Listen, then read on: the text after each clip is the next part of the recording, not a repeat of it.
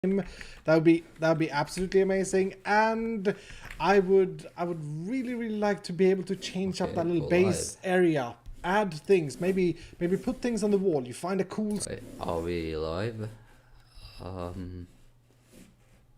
We should be. I wonder what's coming next in Dungeons. Again. Well, I guess we'll have to see. Thank you from me and everyone you've seen so far for watching the pre-show. Minecraft Live is just about to start, but we're such a small part of this community. So let's see some other great moments from this year in Minecraft. Thanks, everyone. Boy.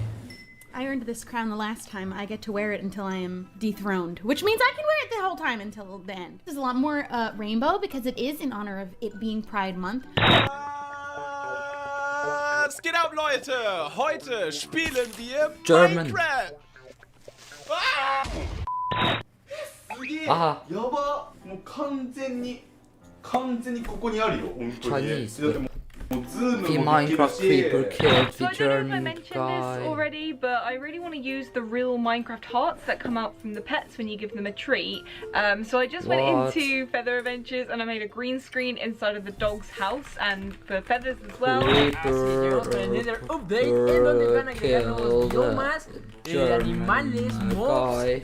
hasta puede haber alimento ahí dentro del Nether. Cuando se nos hubiera ocurrido eso, así que va a estar muy buena esta actualización que al fin llegó. I mean, how can I not get excited about transforming the look and feel of Minecraft from this scene with RTX off to this with RTX on? Buy an expensive graphics card and you can do RTX on Minecraft Bedrock. 我说呢，我一睡觉来一小老妹儿，这是啥意思呀？ What's this? Okay. Oh! They're there! The little beasts are there! A new animal! A new animal? This is kind of blowing my mind. What a cool update. 我乃齐天大圣孙悟空是也，身穿黄金锁子甲，头顶凤翅紫金冠，脚踏四顾云驴。 We've added these new adventure crystals that allow you to experience adventures in your home, in your backyard, or wherever you are, instead of needing to go out and discover them. 这个吃瓜亭呢，也应吃瓜群众们的要求啊，把上面的这个不对称棋盘换成了好多的瓜，同时可以有6个人在这吃瓜呢，想想都有点小兴奋。 I'm a bee. Did y'all see that? That was insanity. Yo, we stinging up in here. Check it out. I got a whole mess of powers. Y'all see him? It's bees. You can just keep spawning in all these bees. I'm literally just right-clicking constantly. Now the bees that. 마인크래프트 던전스 Lots of 굿즈. bees. 아 이렇게 봐야 되네. 개봉해 볼게요. 두두두두두. 자, Wait. 오. Is it public? There it is. Get up, boy. What even is The that? mobs, I found them. Ugly texture pack. Excuse me, I don't appreciate. No. Well, I gotta show you how to play my game. Are you watching? Whoa, the bees Oh, are actually, no, Are it's you not. watching? What did you do? Dude, the bees are so bad. Hi, Afgrog. Hello. Perhaps one of these other huts has something helpful in it instead. This is Oh my gosh! No, that's... La abeja es el primer artrópodo del juego que vuela. Los demás que hay en el juego son el pez de plata, los endermitas, las arañas. Olha só tanto zumbi! Oi, zumbi! Tchau, tchau, tchau, tchau. 下一个任务是什么？分享一次家园，获得50金币。3、2、1，茄子，分享给好友，就给你了，二哈的二哈哈。然后，meu Deus, olha o porcão! Okay, better. É o Pumba! Cadê o Timão? Pumba. Where's Time? Hakuna Matata. Zu einer weiteren extremen ultramäßigen extremen Ultra. Challenge. Wir werden heute komplett Minecraft auf den Kopf stellen. Komplett Minecraft auf den Kopf stellen. Down, steady. What do I do with it? What do I do with it? It's on my head and I don't know what to do with it. Okay, give me an opportunity. Set me up. Oh, there's a lot of zombies. Throw it, throw it, throw it. Throw it in the middle. Ooh. Did it work? Here they go. It did there. Yeah. Well done. Oh, well done, Dan. という習性があります。そしてね、毒針を刺した後まさかの死んでしまうこともあるんですね。ちょっと。Den är glad. Okej. Och du är glad och du är glad. Nu! Anime. Hahaha! Fast då har jag också förstört en sån där. Men... Alltså hör så förstört. Oh mio Dio, hanno Swedish cambiato il is Nether. superior. Ci sarà tantissimo da esplorare. Io non It's vedo like l'ora. PewDiePie. Il fuoco Send blu! Oh, Papa Blue. Nom, nom, nom, nom. What? Don't take all the cakes. You gotta pay for those. El Yeah, you gotta daño, pay. cómo vas creciendo tú como personaje depende de dos 2 cosas. minutes El left. nivel. More anime. Even more anime. わかんない。どうなった？あ、死ぬ。 What? あ、死んだ。That was a cool mod. あ、いた。 What?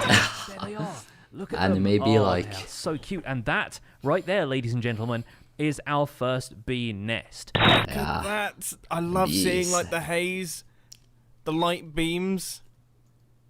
The light beams. Teleport to 3 spoonerism? people Where did you watching. die? Welcome to the stream. Why would you want to teleport to me? Oh, I'm doing it now. It's like 1 minute left.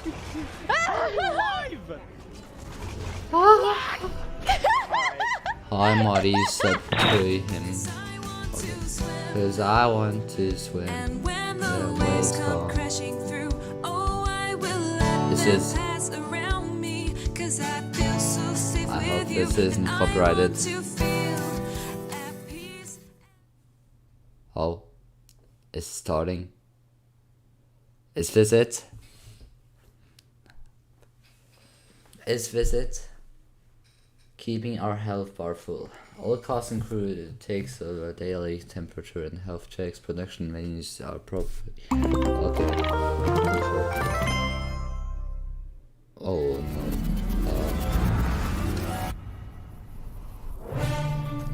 Okay, 1 minute left. Imitation Minecraft Live. Man, this is almost a Hollywood movie. Whoa, oh, okay, that was really cool.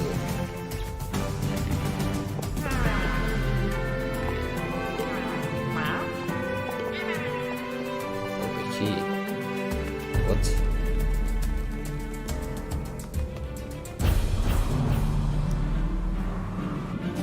Okay. Ooh. Oh, it's an ice soldier. Phantoms. Ooh, glow squids. Pandas. Hey. Wait, is that mob in the game? Hello and welcome to Hello. Minecraft Live 2020. Oh, I'm Lydia it's Winters, happening. your host and chief storyteller for Mojang Studios. It's happening, guys. We're coming to you live from Stockholm, Sweden, the birthplace Sweden. of Minecraft. Some of our amazing team members couldn't be here today, so we recorded the Minecraft Earth and Creator Tools segments in Redmond earlier this week.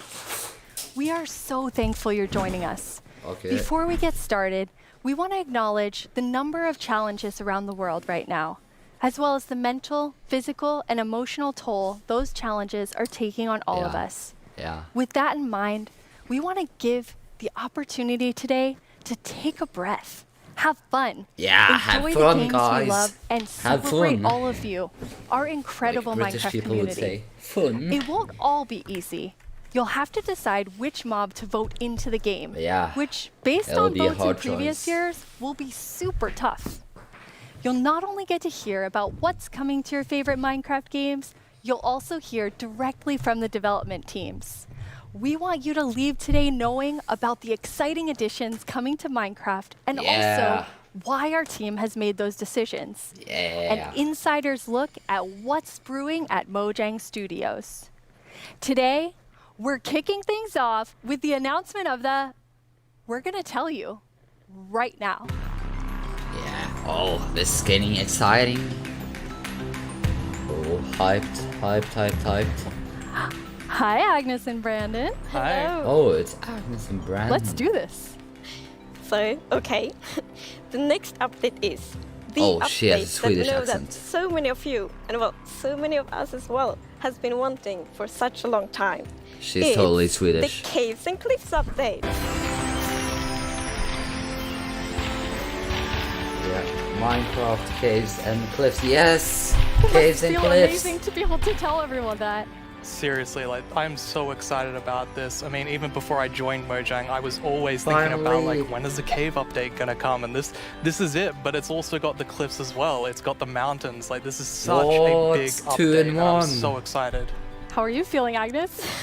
Great. Like, great, it's so good. So we have been working on this update for quite long, and we're like, we can't wait to tell everyone. Agnes Larsen. Yeah, I said it. She's either Norwegian we're or actually Swedish. getting our first live look at some reactions. Oh. Okay, that's very cute. So cute. Those mobs are very, very excited.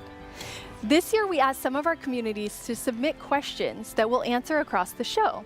This first question definitely feels like something everyone wants to know. Yeah. Mi pregunta es, ¿por qué se han My tardado question tanto en is, actualizar why las have the cuevas kids y taken cuándo so long to llegarán? update? En verdad que hemos estado pidiendo We've been esto por asking this muchísimo for a long tiempo. time. Why Yeah, okay. has it taken so long? Like Brandon, I've been waiting a long time too. Yeah, that's a very good question. So since this update really is the update, like we have been dreaming about it for so long, so it felt so important for us to do it right. Like we don't want to rush it. But now we feel it's the right time. Like we have spent the time we need to really like understand the vision we have for the update, and also to make sure that we understand what the community actually wants. And we've also like planned around it to make sure that we really can work together with the community to make this and like as epic update as possible. And we have also hired some new amazing developers to the team. Yeah. You're one of the amazing developers, Brandon. Yeah, Brandon. I joined this year in January, and I actually came from the community. I used to do modding for 10 years. One of the first mods I worked on was the Aether, which is like a dimension that had sky islands and stuff. And yeah, I'm just so happy to be here and work on an update this epic. It's Yeah, Brandon. We have another creator question. Yeah. Hi, I'm the Pink Diamond Diva, and this is my question. Are you making the caves Oh more my gosh, advanced a diva. for older players so they can mine deep, or are you making them more accessible and easy to navigate for newer players? Such a great question. Yeah. Yeah, I mean, with this update, we're making sure that we can have as much variation as possible within the actual caves themselves, but we want to make sure that the old caves are still retained as much as possible to keep that classic feel. Yeah, and we really also looked into to make sure that we have something for everyone, because you know we have such a huge community, and it's also a very diverse community, and that's such a beautiful thing. So we really want this update to really have something beautiful. for everyone. So actually, we made sure to map all the features in the update to different player styles to really see that we fulfill that goal. That's so cool. And you had such a big thought process on how you decide what even goes into an update this big. Yeah, we have spent quite a lot of time on just making sure that we have a very good like fundament for the update. For example, we did the player style mapping, and we've also worked with design pillars. How many people So are the watching design this? pillars, they kind of describe the vision of the update. 500,000 So for example, they help us people. when we like prioritize between different features, and also when we design each specific feature. And I have, we have like, 3 pillars for views. this update. And the first one is actually all about like the spectacular mountains, the snowy snow, and the mischievous goats. Because at last year's live, the players Better voted for than these Fortnite. features, and we felt like it's so important to deliver on that promise. So we Wait, actually one wanted second, to have one it second. as a pillar. Yeah, and another pillar that we actually integrated into this was adding strategy to mining. So of course, Minecraft already has plenty of strategy in mining, but we wanted to see if we could push that just a little bit further and add even more mechanics that make it interesting for players to mine in the caves. Yeah, and the third pillar is to create an underground of marvel for the players. And that pillar is a lot about like adding variation to the underground and like contrasts and like inspire players to like craft their own underground adventures and build underground. And one thing we have done to like fulfill this pillar is that we have added new cave biomes. Yeah, and new one cave of them is the biomes. lush caves. Let's go.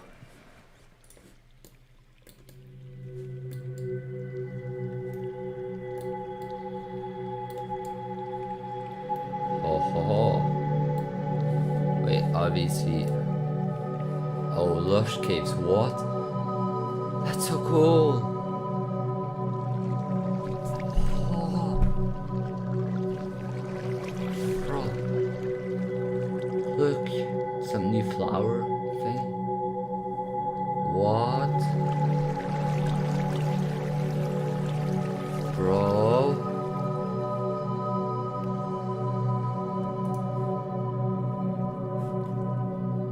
What? It's so beautiful. It doesn't feel cave-like.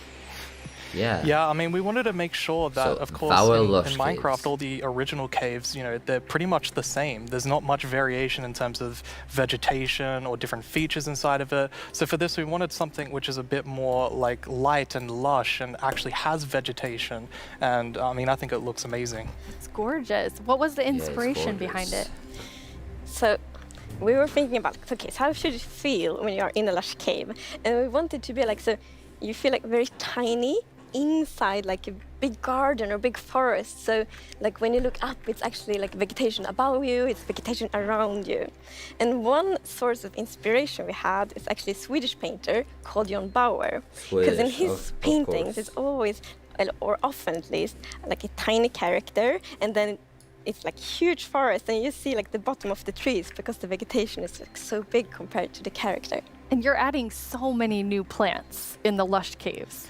Yes, so I don't know if you saw, but there was this new tree that was actually above on the overworld, and this is called an azalea tree. So it's a unique type of tree that it'll be easy to spot for players, and if you actually find this and start going down its roots, you will find a lush cave there. So this is another part of adding strategy to mining, where you know there are certain landmarks which will allow you to understand what you're doing in the game. Hello. That's cool. And another one of the new blocks is a block called Spore Blossom. And it's that you maybe saw it in the video. It's a big pink flower that you find in the roof of the lush cave. And it will drip particles from that flower, but it will also actually feel like a big volume around it with particles. So it's similar to the particles that we added to the nether biomes in the nether update. But the cool thing here is that you can move the flower if you want to and get these particles anywhere you want in your world. So you can actually be very creative with that. That's so awesome. And it's 5 years. The lush caves have a real glow to them from one of the plants. Yes. Lush caves. So there are vines in the lush caves, and they have glow berries on them, and these are actually a light source. You can also pick them and eat them if you want to. Yet. No. Nice. Yes. And another plant we actually have is the drip leaf plant. And you can actually see that they can kind of grow from like water or anywhere else. And they grow quite tall, but they have like a little plant on the top that you can actually hop onto. So the idea of the mechanic behind it is that the leaf will actually tilt down when you stand on it too long. So this will actually make you fall through. However, after a few seconds, it'll come back up. So it's kind of this like platforming block that allows you to just, you know, continue platforming over and over again, which I hope is really exciting for, you know, content creators making maps. Yeah, you can build like your own platforming levels, and then they will repair themselves. That's kind of neat. Wait, what? It's so beautiful in there. And there's actually a mob coming to the lush caves. Yes, there is. But we will actually not tell you about this mob now, because in the end of the show we will show even more features coming to the Caves and Cliffs update. And then we're gonna show the mob. This is the first time we have so much that we're actually splitting the update section into two at the beginning and towards the end of the show. It's amazing. Yeah, it's exciting. You've also worked on improving the cave generation. Yes. Yeah, so as you can see here, I mean, this is drastically different to what caves used to look like. And there's definitely still the old style of caves, but we wanted to make sure that there was much more variety in the sort of caves and the shapes and the sizes you could get. And even here, you can see that there's some water underground. Yes, so we actually added something we call local water levels. So in one cave you might find like a cave lake, and another cave might not have that one. And this also means that we get naturally generated waterfalls, which is so pretty. And it also kind of gives like new ways to traverse the underground. No, you can actually go cave rafting. More water on the ground. Yeah, so you'll see in a bit that our player here will actually use a boat to raft. And that is just such an exciting opportunity to be able to traverse the caves in a very different way than you used to. Yeah, we were playtesting, and then one of the devs like, look at this, it's so fun, and all of us just started to it's so fun, guys. We can make water slides in Minecraft. So another thing to note here is that you can see that a lot of the naturally generated water slides in Minecraft confirmed. For purposes, ores aren't going to glow now. It's just that the caves tend to be quite dark, and we want to make sure that players can see the shapes of the caves. How much does it cost? Now, will that only be for the normal caves, or will this run across all of the new cave biomes? Yeah, so the really cool thing is that the new cave shapes and sizes is completely independent from the new biomes. That's 2 months of that means that we have so much variation. Because, for example, a lush cave can, for example, generate a super narrow tunnel, but it can also generate a huge cavern, and that creates completely different atmospheres, but it's still the same biome. So we're really going to have lots of variation on the ground now. You've been calling 2 of the different cave types spaghetti and Swiss cheese? That's how varied the caves could be? Yes, I mean, there are so many different variables with how the variation works, and I mean, it has even more variation than the overworld itself. It's just crazy. It's a lot. Yeah, some of the caves, for example, have really cool pillars, and some are more flat, some are tall. Lots of variation. Yeah, nice. pillars. And you have another new cave biome to show us.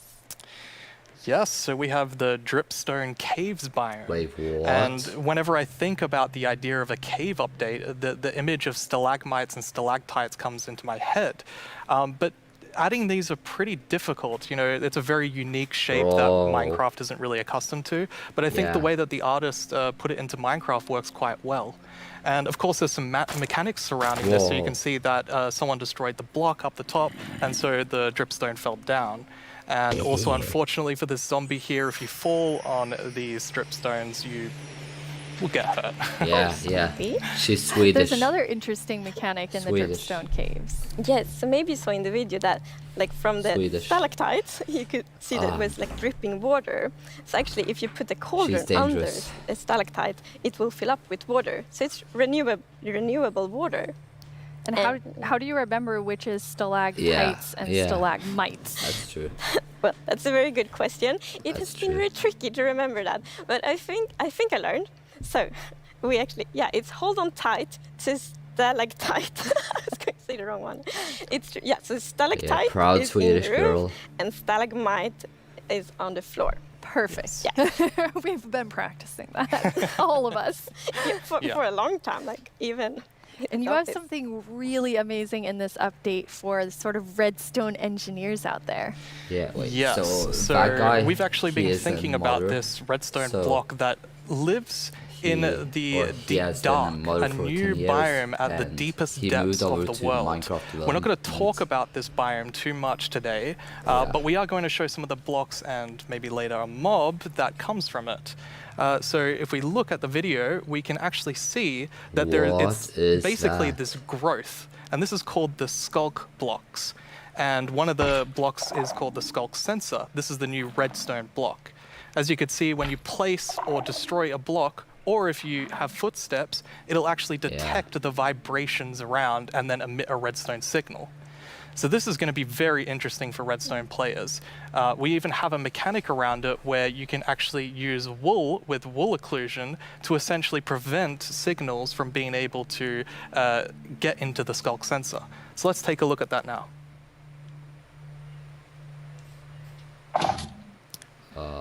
And as you can see here, I walked next to the skulk sensor, and it's actually kind of doing an infinite loop where the piston is causing a vibration, and then it's activating the skulk sensor and going over and over again.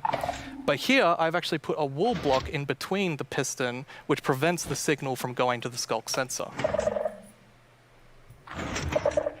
This can allow you to even do sort of directional skulk sensors where you can put wool blocks on each side and only allow it to detect vibrations in front of it.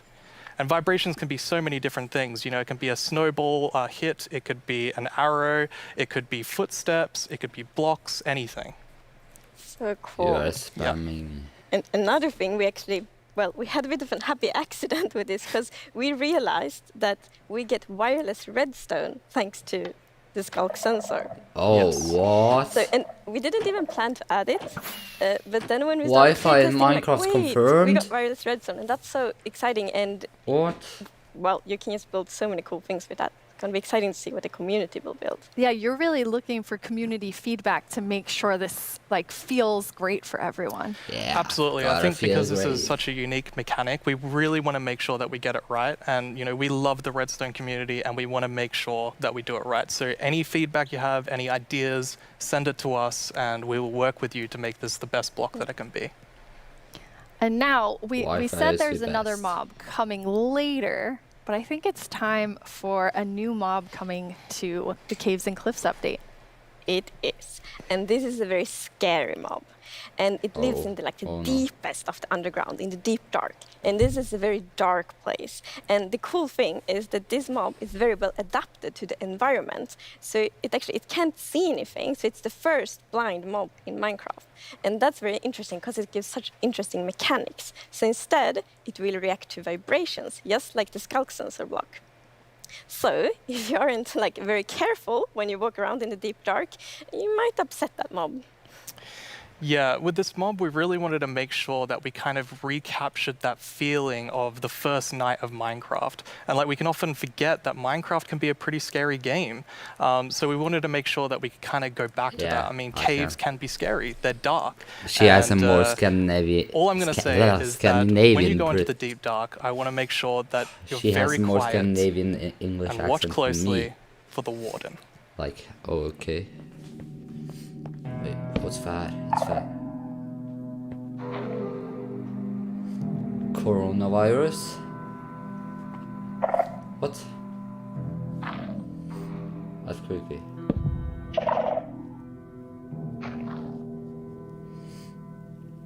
What?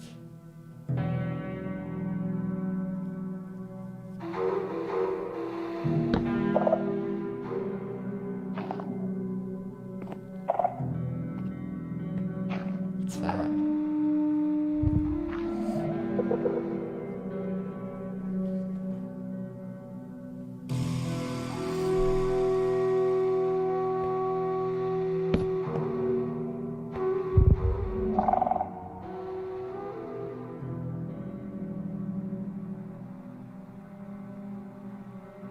Bro, what?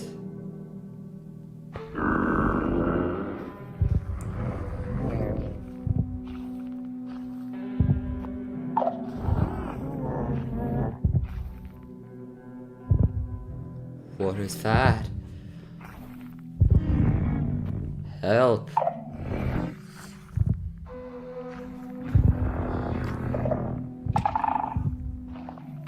Bro.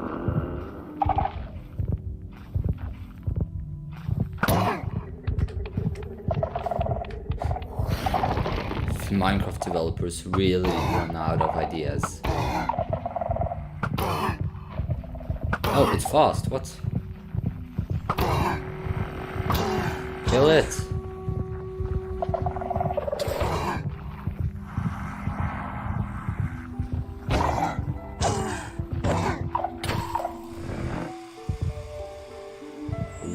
What did we just see? It's a very different mob. I'm really excited for this because not only is it trying to be scary, it's, you know, we had to keep a balance to it. It was very challenging to design a mob like this.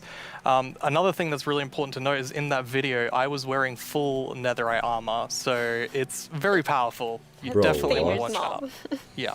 Which I think also is such an interesting gameplay, because if you want to, you can avoid it, but then you need to really be careful, sneak all the time to not make any kind of movement that it will detect. But that's a lot of fun, and it's feels scary, but in the good way.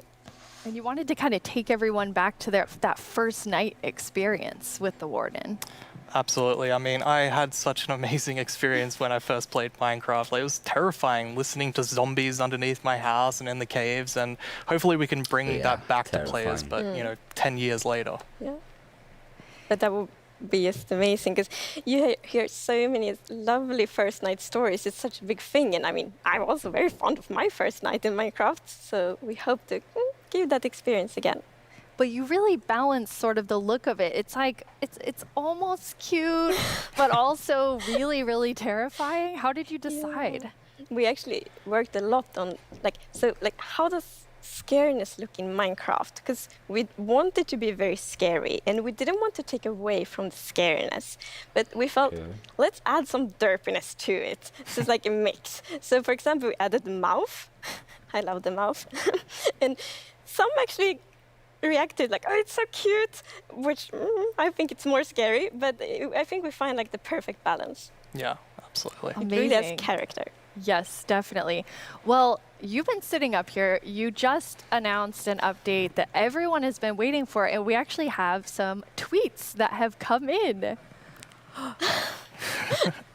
Oh, that's awesome. Okay, that's amazing to see. So much excitement. Oh, even more tweets. So it's lovely. It's like we really developed this game together with the community, and now to see that people are so happy, that's just so good.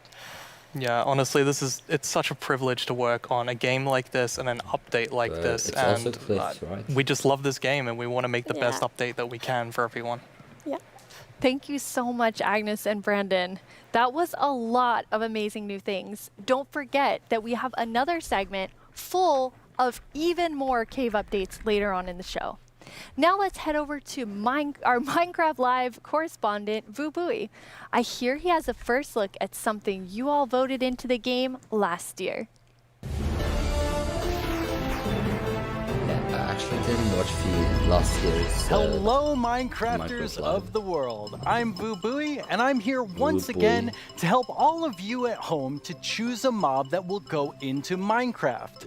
But first, we have a message from our good friend Max Brooks, author of our first Minecraft novel, with some exciting news. Hey, Minecraft community. It's Max Brooks, author of Minecraft: The Island. Thank you so much for embracing my book, and I hope you enjoy the sequel, Minecraft: The Mountain, where our character leaves the island and paddles to a strange snow-covered world and discovers another castaway, and together the two of them have to find their way home. Minecraft: The Mountain, coming out in 2021, available for pre-order right now. And as always, thank you for embracing all Minecraft books. That sounds awesome. Another Minecraft novel, and this one's called The Mountain. Speaking of mountains, remember last year's vote? It was a fierce competition, but the mountains won after 2 intense rounds of voting. Well, I have a sneak peek into what your vote is bringing to Minecraft on the cliff side of the Caves and Cliffs update. Cliff side, okay. Goats. They're both mischievous and adorable at the same time. We can As now you can play see, Pokemon. They live on the mountains, and if you aren't careful, they might knock you off. They also have excellent jumping skills. What? We'll also get better mountain generation with spectacular and more dramatic mountains with height-dependent generation. That means things like tree lines and mountaintops that will be more challenging with lots of snow and ice. And speaking of snow, yes, it will be snowier. We will also have a new block called Powder Snow, which will be a kind of trap block. It looks similar to snow, but if you or a mob walk on it, you will fall right through. Now let's talk about this year's vote. We have 3 awesome mobs for you to choose from. And to introduce them, we once again have Tiny Agnes and Tiny Jens. Let's see what they have to show. Yeah. Moobloom. Team Bees and Moobloom. Mooblooms are friends, just like we are. Right, Agnes? These friendly cows live in the flower forest biome, yellow as sunshine and covered in beautiful flowers. What's not to like about these beautiful bovines? We are friends, right, Agnes? Vote Moobloom, guys. Why do we have to record these videos on an actual mountain? They are animated. Or the Isolager is a new illager that lives on mountain tops. Okay. It's a hostile mob that attacks you with clouds of flying ice. You did pack the supplies we need to survive the night up here. Right, Jens? The glow squid is Do you ever wish Minecraft's oceans were glowier? Not me. I always wish for world peace. Sure you do. Well, Yeah, Moobloom wish is no correct. more. Meet the glow squid. Yeah, Wow. wait 1 second. Be right back. What was I meant to say again? Vote for Minecraft? Can't talk. Must admire glow. Agnes, Jens, it's really distracting. They're so tiny and they're so susceptible to distraction. Hopefully that won't happen to you. Now let's go over how... Hello? Oh, hi, Tiny Agnes. Yeah, no, I'm live right now. Oh, okay. Well, you really shouldn't read too many internet comments. But, okay, I'll tell him. Okay, bye. Tiny Agnes would like everyone to know that she and Tiny Jens are, in fact, good friends. Okay, where was I? And why do people keep leaving phones around the studio? Now, let's go over how you can be a part of what is likely to be an epic showdown. Don't let this decision be made without your voice. Be ready to cast your votes. First, make sure you have a Twitter account. If you don't, go to twitter.com, sign up for an account, and make sure you're logged in. I'll let you know when the voting starts. Then you'll need to go to the Minecraft Twitter account to find the latest poll. Think carefully, debate with your friends and family, make a decision, then click on the mob you want to make it into Minecraft. There will be 2 voting sessions, and I'll let you know when each one begins. For now, just be ready and keep dreaming of victory for your favorite mob. So, have they announced how to vote? Wait, My name is where do you Yesenia Cisneros, and I'm the gameplay producer from Minecraft Earth. I am so excited to be a part of Minecraft Live this year and to share this wonderful experience with you, our amazing community.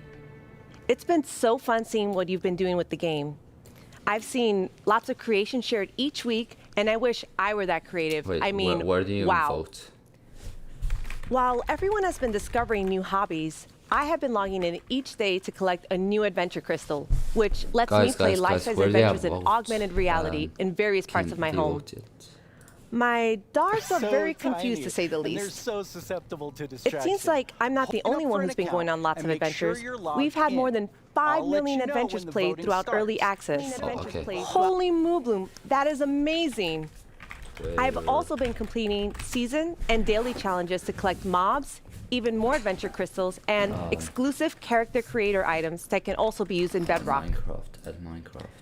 Sometimes, when the weather is just right in my house, lightning strikes and a new mob is made. Later this month, we have 2 new mobs joining Minecraft Earth, and I hear they're going to make quite a splash. Speaking of mobs, our beloved Moobloom from Minecraft Earth has a chance to be brought into vanilla. How cool is that? Now, I'm not going to tell you who you should vote for, but what I am saying is, one of these mobs is definitely way more adorable than the rest, so choose wisely. In our last couple releases, you may have noticed that we added Slime Ball and Slime Blocks.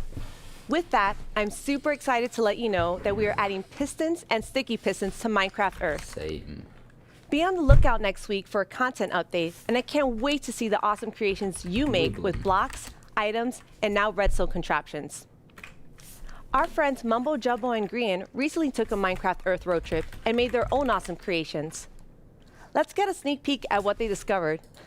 Hello everyone, my name's Mumbo, this is my friend Grian, and this is my 1974 VW bus. There's no air conditioning, there's no heating, there's no radio, there's no anti-locking brakes, no power steering. There's no seatbelt. I've owned it for about 4 years, and to be frankly honest, it's pants. Times were definitely different in the 1970s, so it's ridiculously slow, and it's definitely lacking some of the modern comforts you would usually expect to find in a car these days.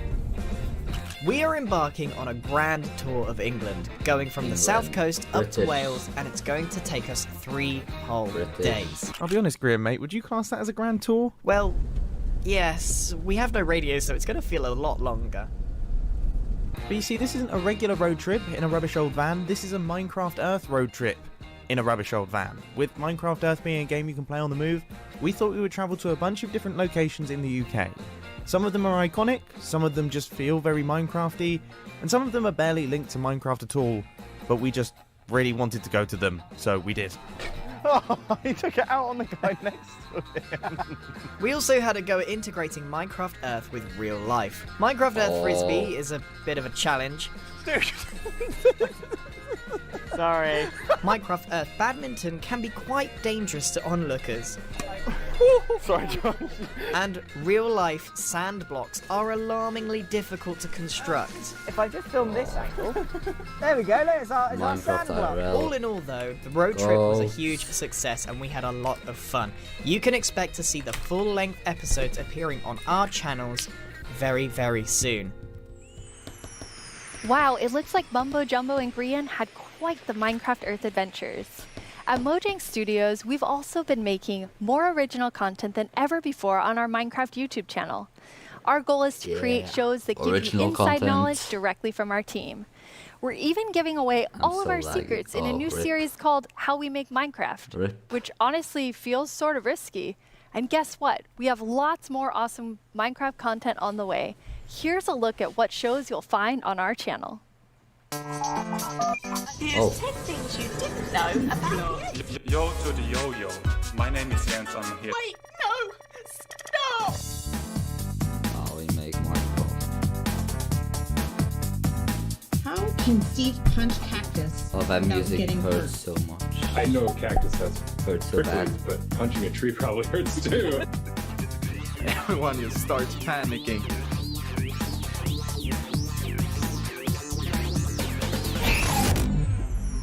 Please like and subscribe. I've always wanted to say that. But really, you should. It's good stuff. In 2017, you voted for the terror that is the Phantom, and I personally have not forgiven you for that. In 2018, the taiga won your vote with fantastic foxes. Last year, it was the mountains with our soon-to-be friends, the goats. What will you, the Minecraft community, do this year? Let's review our choices once more. I was inspired by some of the amazing handcrafted things I've seen made by our community over the years. So I decided to make my own versions of our 3 mob choices. Hi, babies.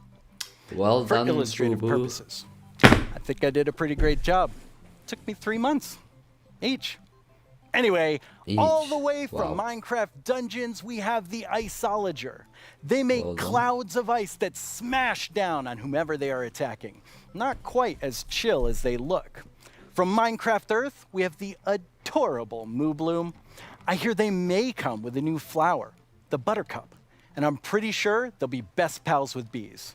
Also from Minecraft Earth, the Glow Squid.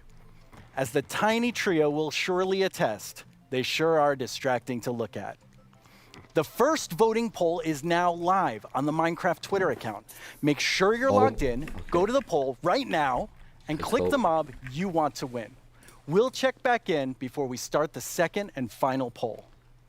Now, though, I'd like to welcome Laura to my desk to talk about the dungeoniest Minecraft game ever, Minecraft Dungeons. Hello, Laura. Hi, thanks for having me. Very excited that you're here. Nice.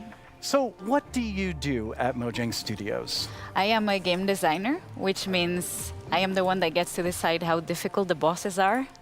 So I'm sorry about that one. You can blame me for that. I think people will blame you for that.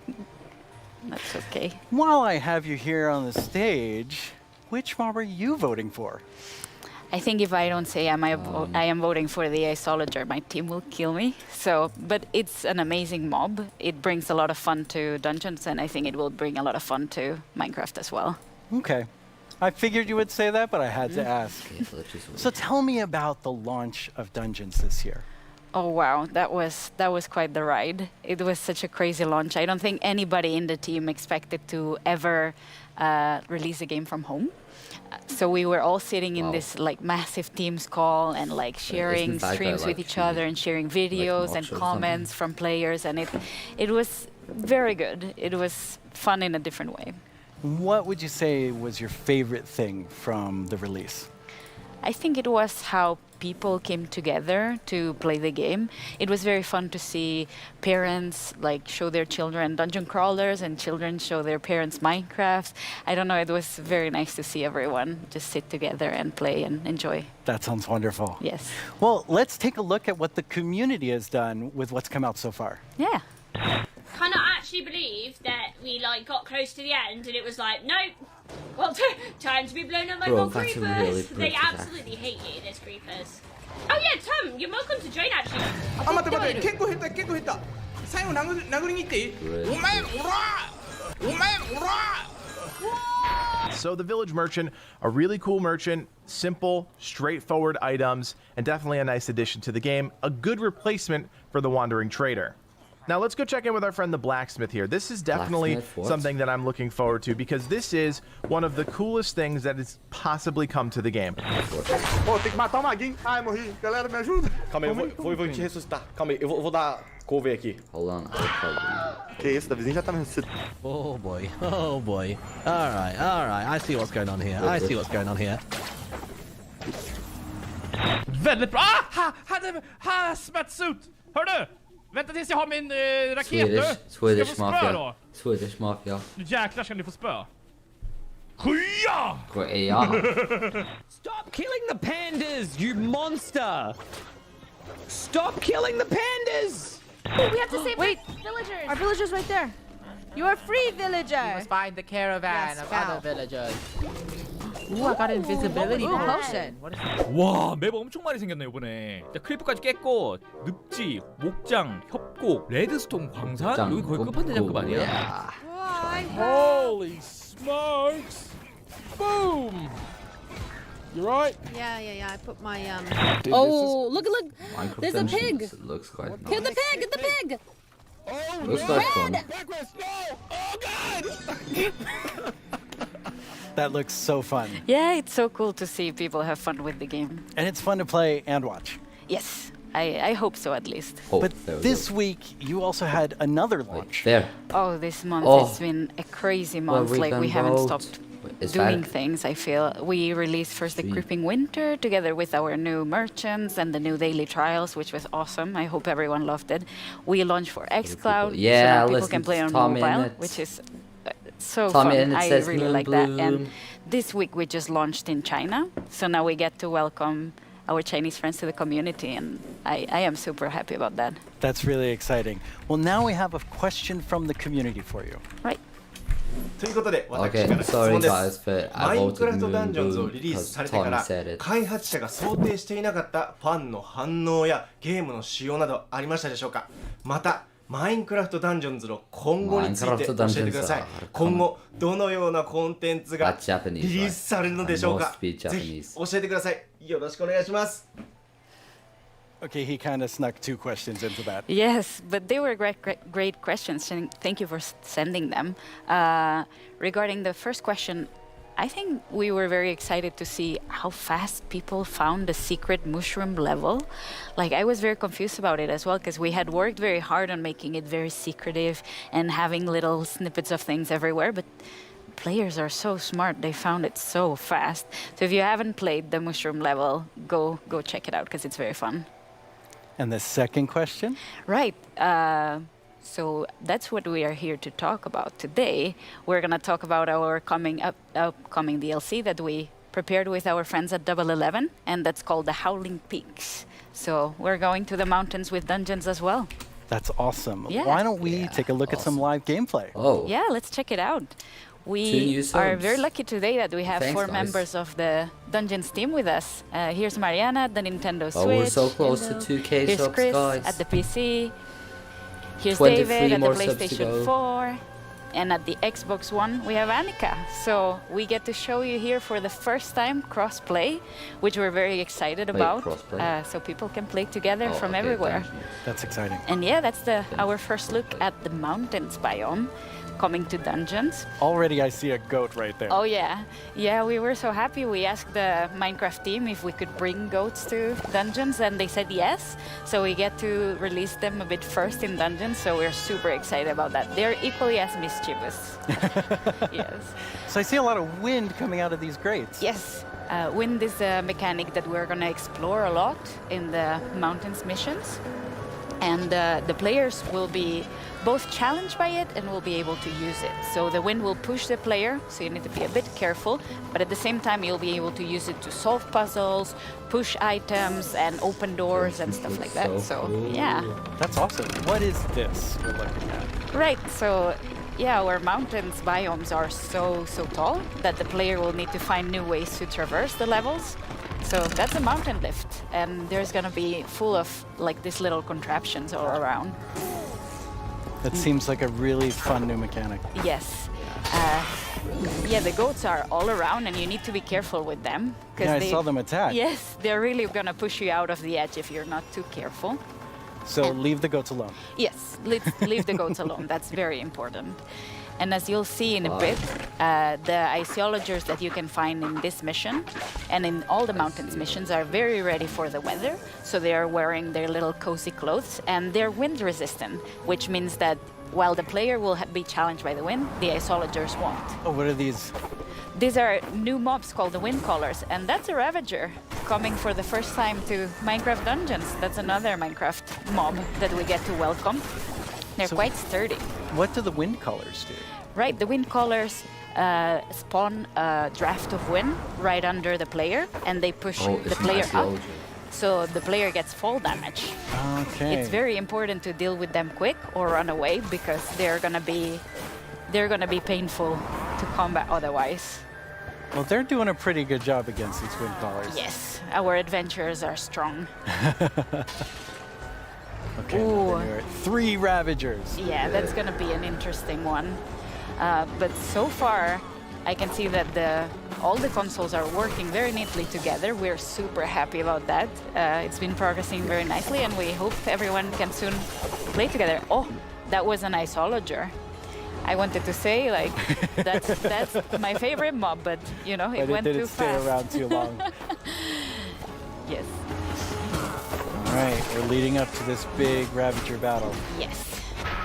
But I think we can let our adventurers deal with the Ravagers. Not very well. No. Yeah. So, with all of this, you also have a new game mode coming.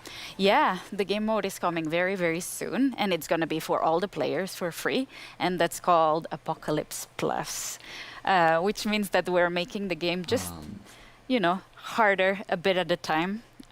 Yeah. When you call something Apocalypse, it sounds very hard.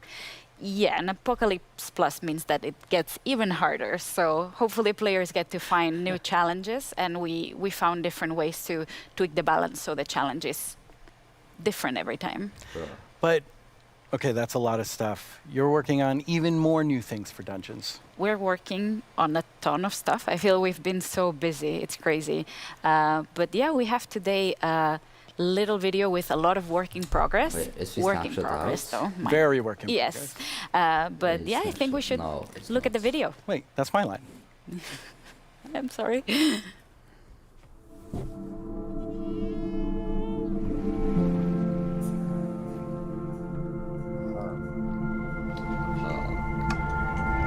This is quite satisfying to watch. Quite relaxing as well.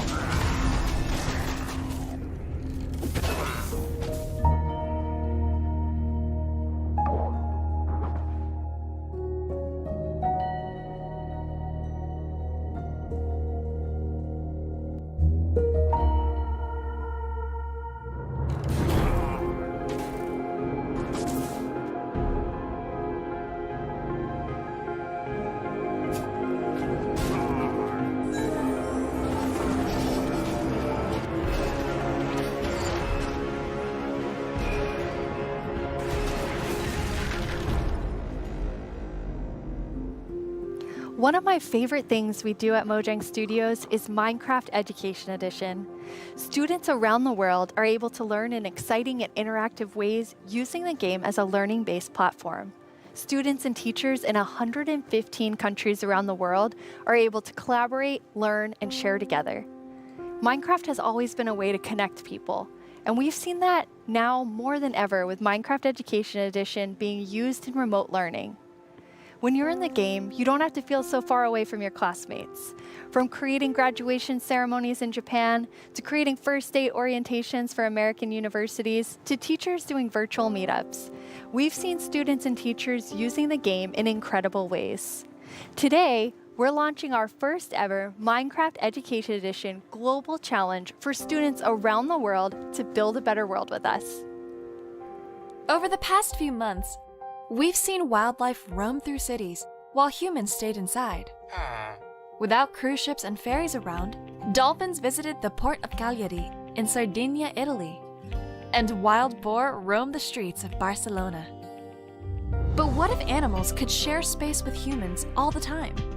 Today, we're kicking off the first ever Minecraft Education Global Build Championship and asking students around the world to design and build healthy spaces for humans and animals to coexist together.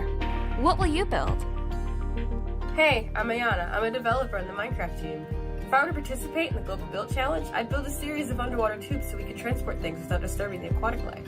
Hello everyone, I'm OMG Chad, and if I were to design a build for the Global Championship, I would make a house with a habitat for my cats on top, and I would call it a Habicat. どうもこんにちは、カーボンです。僕だったら日本っぽい建築で勝負したい。 Hola, nosotros somos los hermanos Leo y si estuviéramos participando en la dinámica mundial de Minecraft construiríamos unas viviendas camufladas con la vegetación del entorno para que los animales no se espanten. ¡Participa! Design and build your own solution in Minecraft Education Edition. For the chance to win Mine Coins, awesome Minecraft gear, and a video chat with Mojang Studios. The championship opens today. You can register today and download the Championship World Template. We can't wait to see your amazing ideas, and Jens and I can't wait to see the winner on video chat. We get the awesome prize of chatting with you no matter who wins. For those of you who don't have Education Edition, we have something for you too. Our education team has already added amazing free lessons to Minecraft Marketplace. We've also been working with some amazing educators on a new series about diversity and inclusion coming this fall. Hi, Minecraft Live. I'm Kenneth Shelton, and along with my fellow educators, Felisa Ford and Natasha Rochelle, we've been building a series of Minecraft lessons that will help people explore topics of social justice, equity, identity, and tolerance. The first of these lessons is called Good Trouble, and it's based on the life and philosophy of Congressman and civil rights activist John Lewis. The additional lessons continue teaching about social justice from across the world and through time, from Black Lives Matter to Malala's quest in Pakistan to achieve equal education for girls, to the civil rights movement of 1960s America, to the women's suffragette movement, and more. We can't wait to share these important lessons with the Minecraft community. Oops. I'm looking forward to playing through the Good Trouble lessons myself. Together with the Minecraft community, we commemorated Juneteenth with contributions to the Black Lives Matter Global Network Foundation, Equal Justice Initiative, and the NAACP Legal Defense Fund. We're proud to continue supporting organizations that fight for equity and equality in the world by making an additional donation today to the NAACP Legal Defense Fund. This brings our 2020 contributions to over $2 million. Beyond this, we continue to look within our company, our products, and ourselves for how we can help create a more inclusive world. Let's see the votes.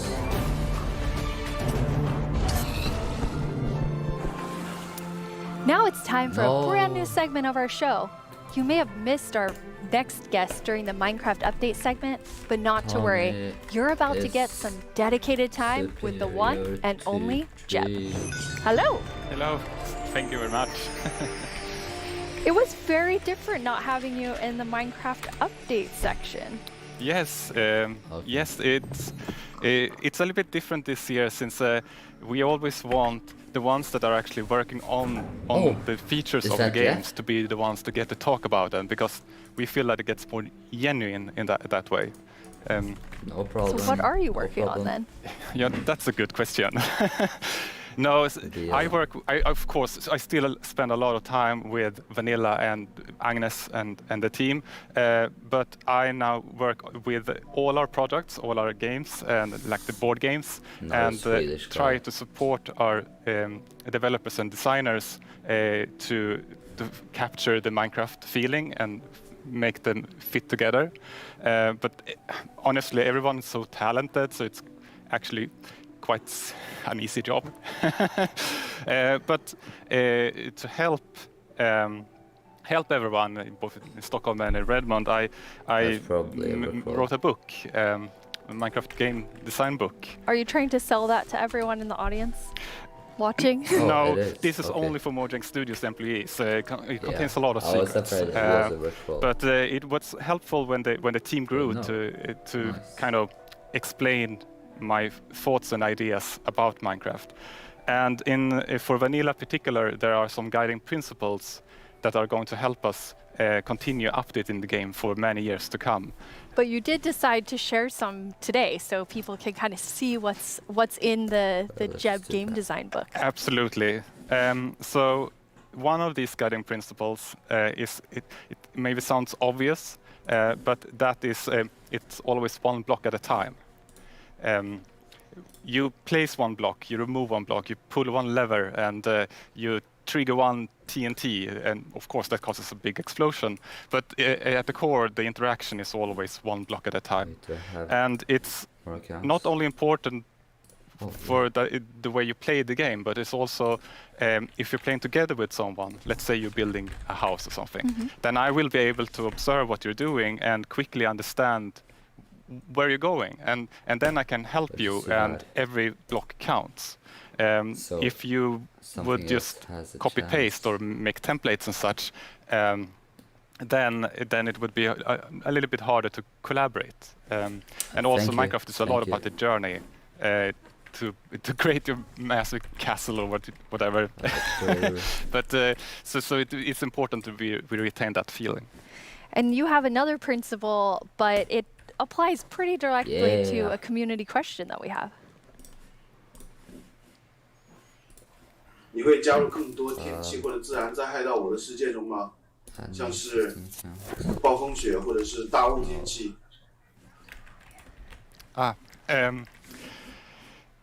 我的世界的中国玩家大家好，感谢你的提问。Wow, yes. Yes. The Chinese community inspired me to try to take on a new language, but I have a long way to go, honestly.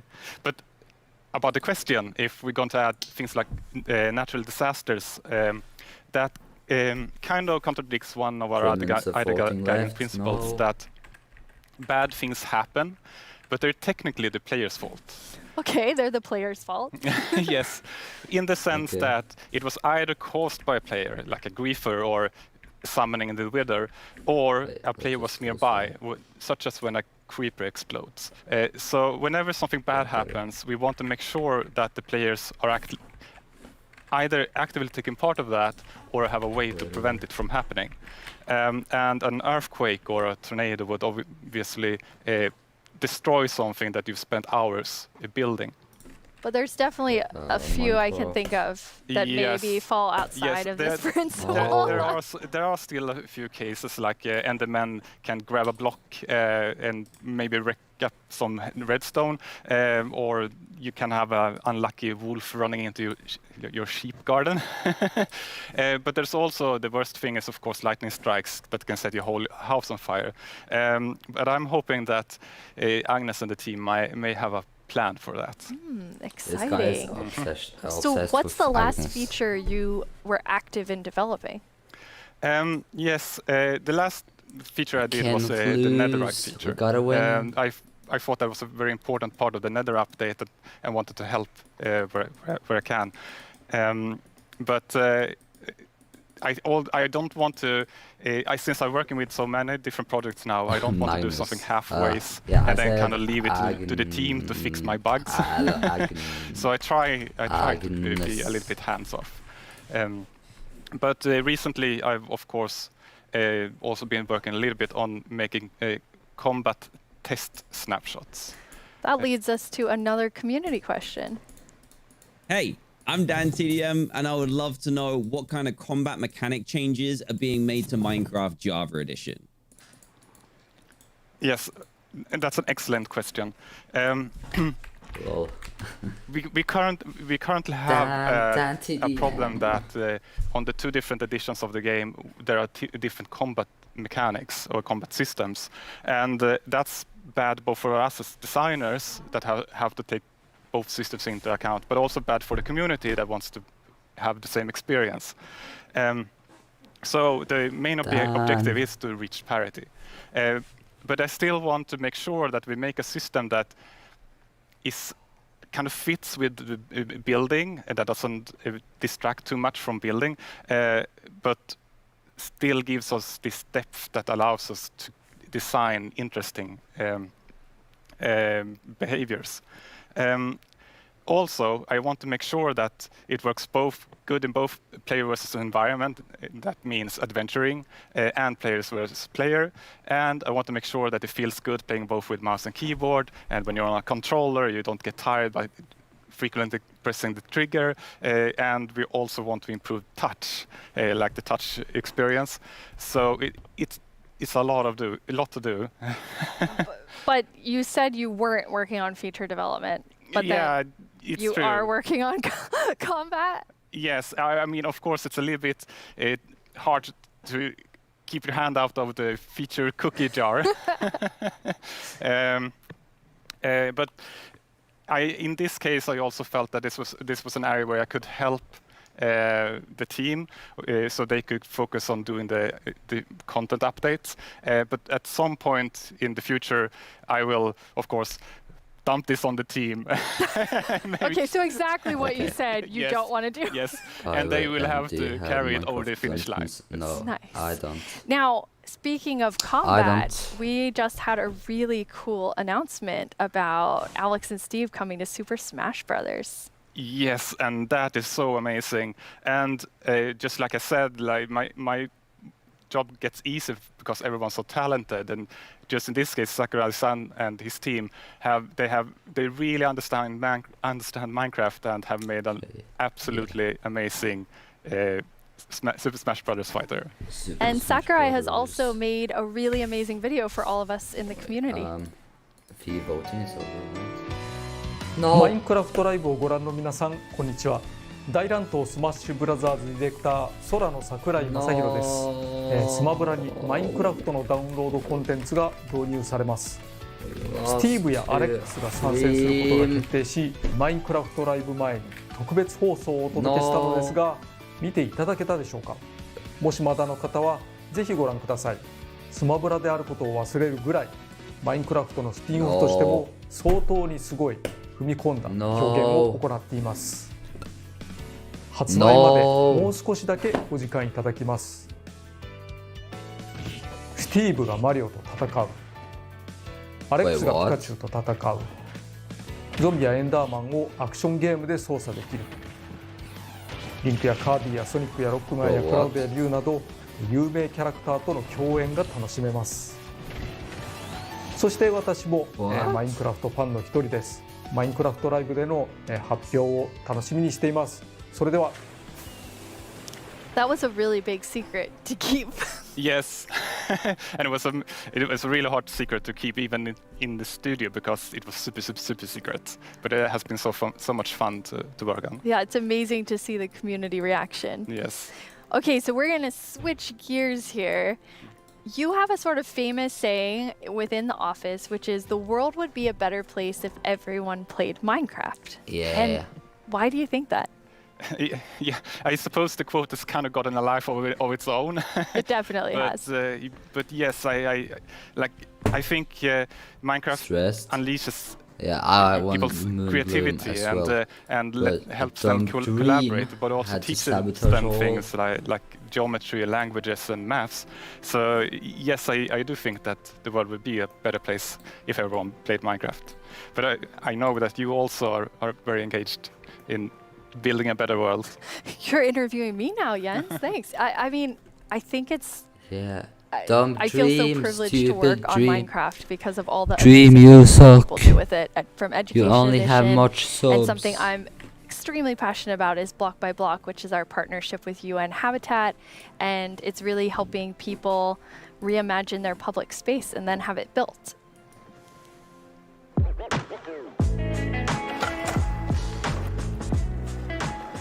I love this place. It's such a nice area, but it has not always been like this.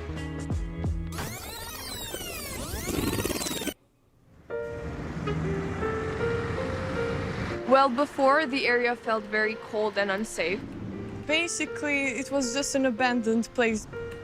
Block by Block is a program created by Mojang and UN Habitat where we use Minecraft to help community members redesign their neighborhoods. Kosovo has been impacted by years of conflict, and in those situations, we often see communities divided and public spaces neglected.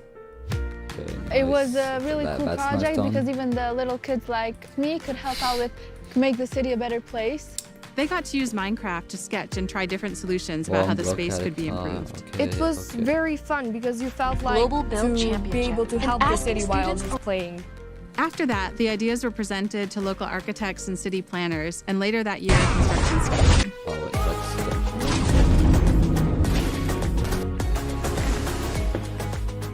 It's been 5 years since sad we times, participated in the sad program, and the street since then has become more developed and it is now more frequented than before. These people are probably getting paid to say that. It seemed kind of unbelievable that this was made with Minecraft. So seeing my own idea as a kid, changing a whole area in my city, it was very special to me. It's unbelievable that we were able to make reality what was once only an idea in our computer screen. Finally, decision makers have changed their perspective because maybe they realize that we can make a change.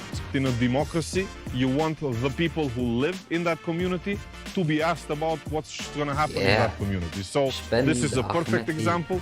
The community was asked, the community decided, the community designed, and the community is using it. I'm probably gonna be like really happy and be like, hey friends, I made this.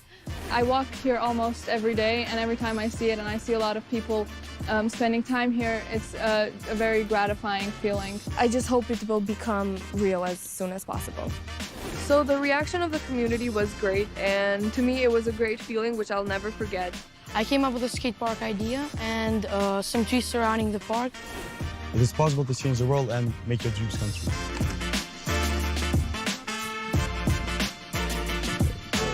It felt like I was being heard, and being heard and listened to is one of the best feelings that you can feel.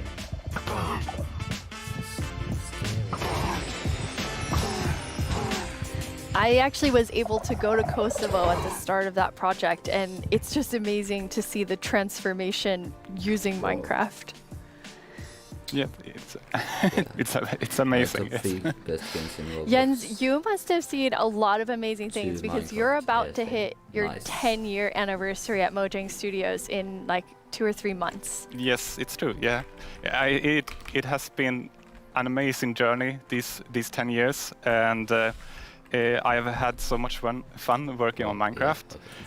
But of course, I'm also a Minecraft player, and we're all like with the community, and in the end it's really the players and the community that gives everything its purpose. Yeah, absolutely. And from myself as part of the community, I just want to say, like, thank you for the 10 years and all that you've done for Minecraft. It's made a huge difference in my life, and I think many people watching right now. Thank you. Thank you so much, Jens. Last year at Live, we announced the Nether update. Maybe since then you've been wondering about what it would be like to attend a Nether ballet. Wonder no more. Our friends at Element Animation will dance us through all the new Nether features. Okay.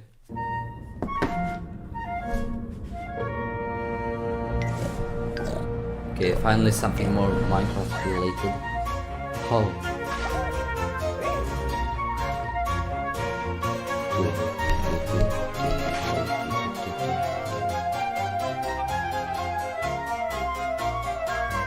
That's kind of creepy.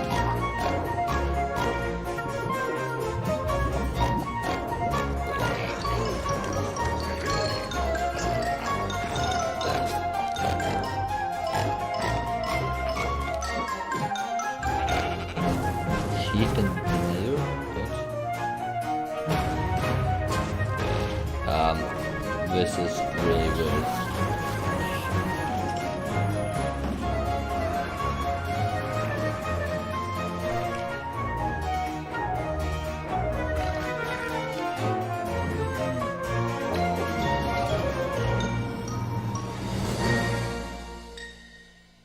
Bro.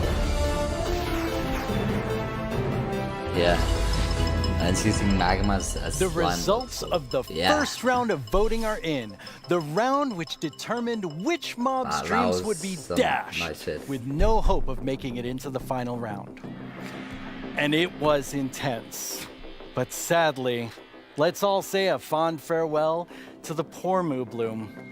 Then forget it ever existed, because it's time to vote again. We are now down to the Isolager and the Glow Squid. And in the first round, they were quite close. I'm quite interested to see where the voters of the Moobloom will go. If you missed the first round of voting, make sure you get in on this one. It determines which one of these two makes it into Minecraft. I know who I'll be voting for.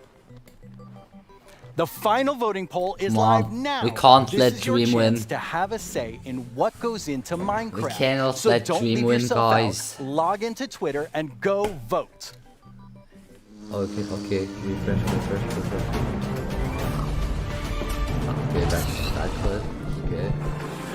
Hello, I'm Quinn, head of the Marketplace Partner Program, and I'm joined by two of my favorite people. How about you guys introduce yourselves?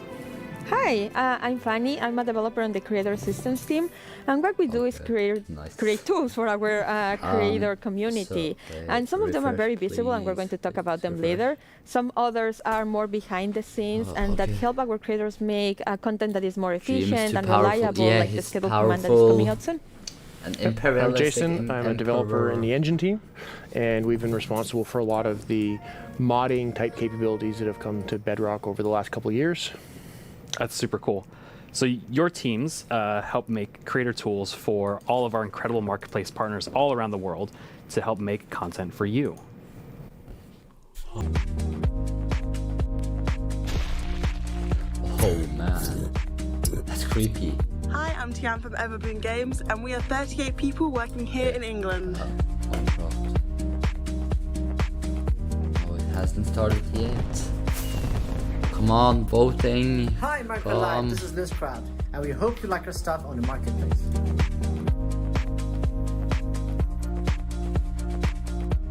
We need voting. Hey everyone, I cannot believe I'm part of Minecraft Live this year. My name is Yasser, Oh aka man, Creeper, and we are super excited about the new updates. Creeper. Oh, I'm freezing right now, but Oi, Minecraft Live. can't stop Eu sou watching. Gabriel, diretor da Irim Studio. A gente tem cerca de 100 participantes na nossa equipe. Somos todos brasileiros. 100%. Let's go. We gotta have a screenshot. I'm Vicky, also known as Geeky Pixels from NetherPixel Studios, and I get to spend my days making content and working with awesome people.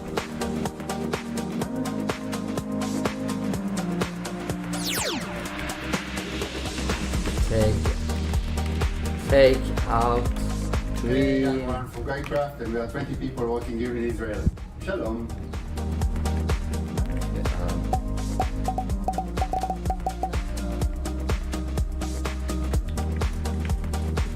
And the best part is all these features can be used by all creators. So what do you have to show us today? Yeah, so for the last couple of years, we've been doing a lot of work with the entities in the game. So this time, we've doubled down and gotten it so that we focused on items and blocks. So as part of that, I made a custom crop to kind of show off a lot of the capabilities. So over the summer, everyone at Mojang Studios was given tomato seeds to try and grow a tomato plant at home. So I thought that was kind of the perfect inspiration to go make a crop. So you can interact, you can place the seeds, use the crops. See, they're kind of growing. We got a couple of them getting to the flower stage. Got a few now that I can actually go pick. So in this case, I've made them work like the sweet berry bush, where you can just right-click on them. But I think tomatoes taste disgusting, so I thought it was better to make them as something you can throw. So Quinn and I had some fun. We were throwing them around. It's harmless, or sort of harmless. Yeah, totally harmless. Yeah. You knocked me in the lava. It was mostly by accident. But tomatoes will actually rot on the vine as well, and if they rot for too long, you get a little rotten tomato monster that can spawn from it. So I'm gonna fight him off here. But yeah, he throws rotten tomatoes. They don't fly as far as a regular tomato, but they knock you back a lot more. Hello, Magnus. But kind of based off all this stuff, I think tomatoes maybe aren't the best idea. So I'm gonna get rid of all my plants and never grow them again. Yeah, I agree with you on this one. But So all they're these so healthy. It's true, they are pretty healthy. So with all of these new custom crops, creators can go and make some really cool kind of like farming style maps. Oh, definitely. So like, I think crops are a great example of showing off how they all can kind of come together, because you get the items that you can get there. Normally you would eat the item, but or you can make projectiles. But they also have the ability to get events that are fired from things like a tick event. So as that event is fired, you can make the block run through multiple stages of growth, and eventually get it to the point where you can choose like what loot spawns at various stages of growth and stuff like that. Yeah, I thought it was really cool how you could like interact with them like a normal berry bush, but then get the tomato out. Yeah, it's just another it's an interactive event that you can key into. Yeah, and then there's a tomato monster there at the end too. Yeah, I call him Tomo. Little Tomo, it's so cute. It's not even scary, but yeah, it's an example of what you can do with them combining events and commands. That's one of the features that our creators have requested for so long, just having commands to be able to run them when something happens. So now instead of also in addition to doing it with actors, you can also do it with blocks and items. In this case, as the flower is rotting, you can disappear that crop and also summon a tomato monster, a Tomo monster. Yes. Well, that's really cool, because like I can totally see creators like using all of those combinations of features to make some like really cool like adventurous maps. Yeah. Like, for example, the little adventure that we can show you, where we were going to the desert, and then we found this mysterious golden skull, and also an equally mysterious pedestal in the middle of the desert. So we decided to place our golden skull over there and see what happened. And yes, we have a mountain that is hollow. And as the brave warriors that we are, we went exploring. And obviously, we found some creepy monsters inside. Luckily, we have our trusty custom sword to fight them off. Oh, that helps. I'm not sure if we even survived that. Yeah, that doesn't seem very safe. No, not at all. But that pedestal, I know that's one of the most requested features, block models. Yeah, so I'm super excited that we finally be able to get block models in. Really something we've been wanting to do for years, and we were finally able to work on them and get them in.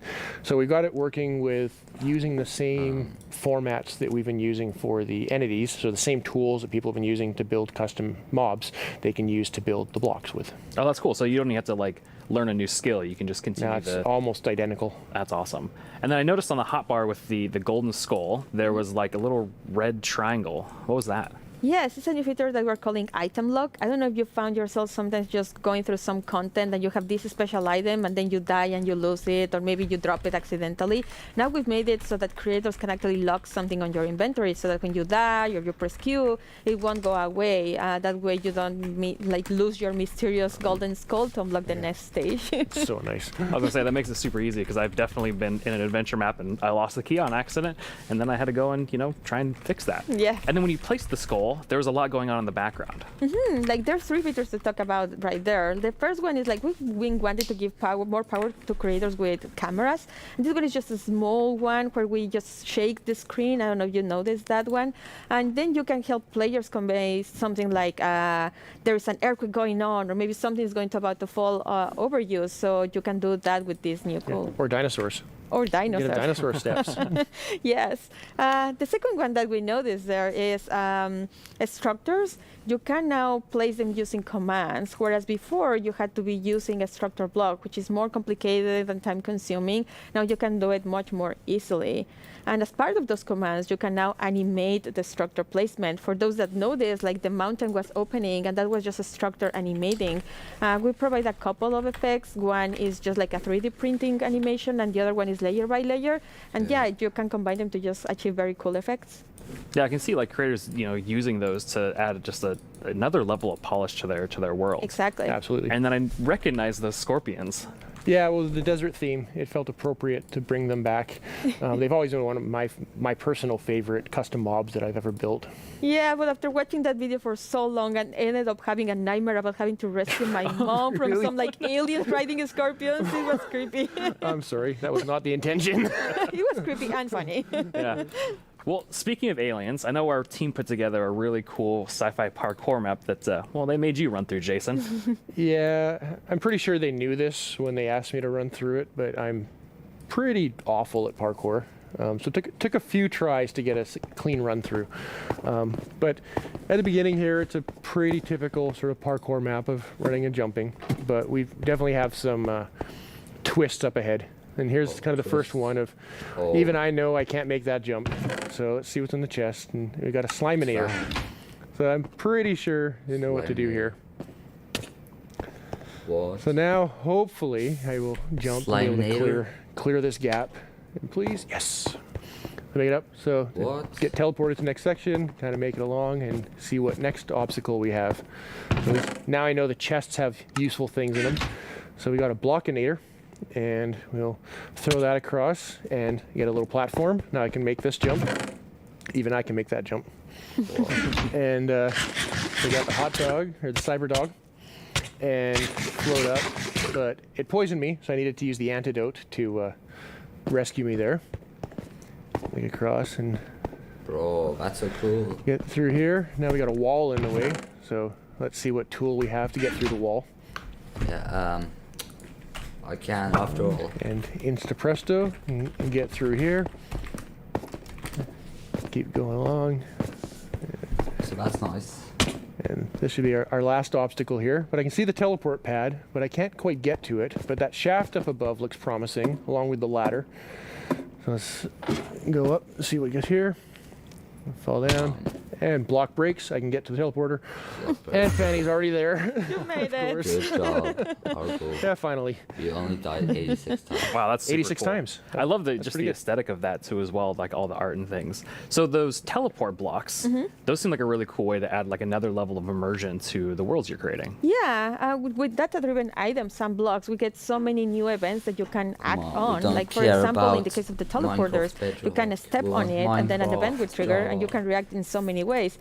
You can add particles, or in this case, for example, you run a series of commands that just teleport you to the next area. That's awesome. And I love the Sliminator, the Blockinator, and the Magic Wand. I've never seen items do that before. Yeah, so that's another example of how combining the same tools you can achieve so many different effects. For example, the Sliminator was just using the event and the fail command, right, to replace the blocks at the bottom with the slimes. Then the next one, we have the wand, and that one is just replacing blocks with air. And then we also had the Blockinator, which allowed you to walk by placing some blocks, replacing air with blocks. So just by combining events and the same command in different ways, you achieve so many cool effects. Yeah, so it's just small little simple things you can combine in lots of different ways and get a wide variety of results. And even that Blockinator allowed you to make that jump. Yes. And then I also saw that there was messing with mob effects too as well. Yeah, so we've had an example of custom food in there. But in addition to just satisfying hunger like a food normally does, you can add and remove mob effects. So we had the Cyber Dog that gave 3 effects, the levitation, nausea, and poison. And then we had the antidote that would actually only remove 2 of them. So unlike a bucket of milk that removes all mob effects, we need the Pig you Brawler. can make things that remove very specific things. Yeah, and it seemed like you got, after you use that, or after you use the magic wand to get to that wall, it seemed like you were stuck, but there was something else that was going on there. Oh yeah, so there is the block that was in my way. So we made it so that this is boring. Another one of these events, similar to the on step on, is we also have an on fall on. So in this case, it was just an on-fall on, and you can set what distance you want the event to trigger. So you have to fall at least 10 blocks or something like that. And when you land on it, we then break the block, similar to what, like the tomato plant and other things that we saw earlier. Yeah, and it seemed like it took you quite a few tries to make it through, but Danny was able to do it first try. Yes, unlike others, 86 times. Yeah. Yeah. And one new feature that we have is that on raw text, you'll be able to show the names of the players that are of interest at that moment, and also show scores. Like in this case, we were tracking how many times Mayor was dying. Yeah. Well, thank you both for coming on to the stage and talking a little bit about these creator tools and new features that are coming out. And with these new features, there's going to be a pretty amazing new thing coming out later this year for all Minecraft players.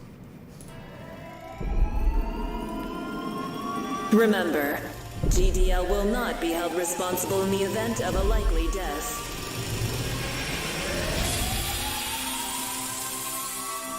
What's this? Your descent will begin in 3, What? 2, 1. Oh, yeah, it's the electric.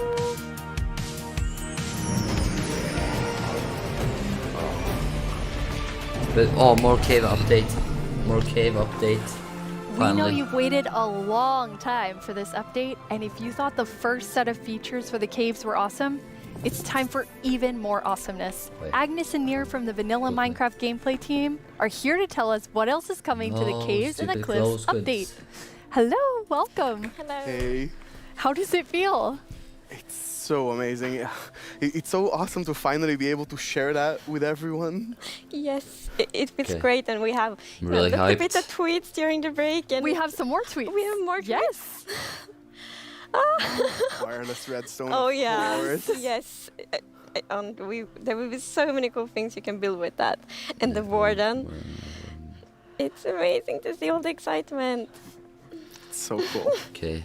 Swedish. Nir, you recently joined the Mojang Studios team. Yes, I joined this year, but honestly, I'm not completely sure how that happened, and not just joining Mojang. I'm not really sure how I'm here in Minecraft Live, because like just last year I was home, glued to the stream.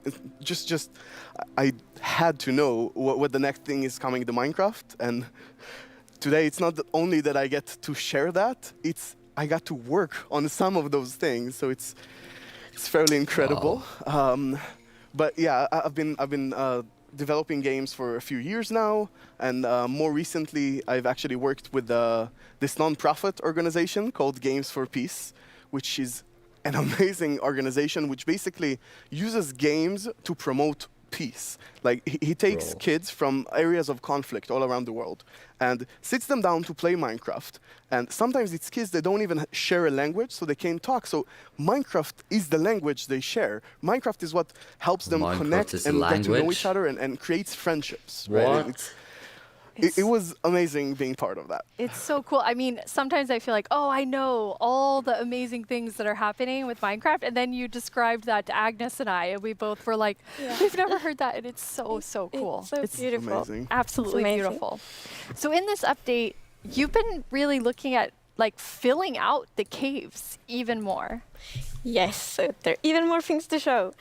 And in the things we showed so far, it's a lot about like improving the journey underground, but of course we also want to add like new things to find, like new resources, and one of them are crystals.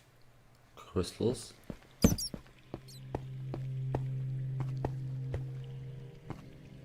What?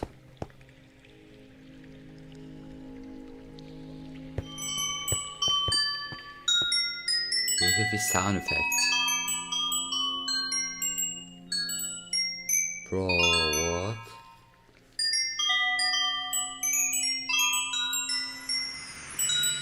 They're so beautiful. Yes, that the moment you turn the corner and you see that glowing thing, that's so, it's Like, incredible. The atmosphere in the crystal geode, it's like mystical. Whoa, yeah, whoa, Yeah, they're so pretty. And we were thinking a lot about like what is the purpose for crystals in Minecraft? And one thing is like they should have a use, and we will talk more about one of the usages soon. But the other thing is a lot about just adding a lot to the experience of exploring. And we want them to be quite rare. So when you find them, it's really gonna be like magical, because they're just beautiful. And you know, when you walk on the crystals, you hear this sound. She's Swedish. Yeah, okay. it's just, we talked before about the pillar of Underground of Marvel. I feel they're just the perfect feature for that sort of pillar, right? But you can't just take them with you. Right, so you can break the crystal plant we saw in the video, but they actually grow from a very special block. And that block is unobtainable. It's sort of like you think about spawners, right? You cannot just take it and put it in your base. It makes you go and build farms all around your world. And that also encourages you to create tunnels between them and find out ways of transferring those items from place to place. And I just love those sort of features that really encourage other gameplay in the game. As an explorer myself, I'm very excited about finding all of these. And you mentioned a usefulness to them. Oh, yeah. Yes. So from those crystal plants, you get crystal shards items, and you can actually use them to craft a telescope. This guy looks like Isala from J. Yeah. Wait, telescope? Well, that's basically Optifine.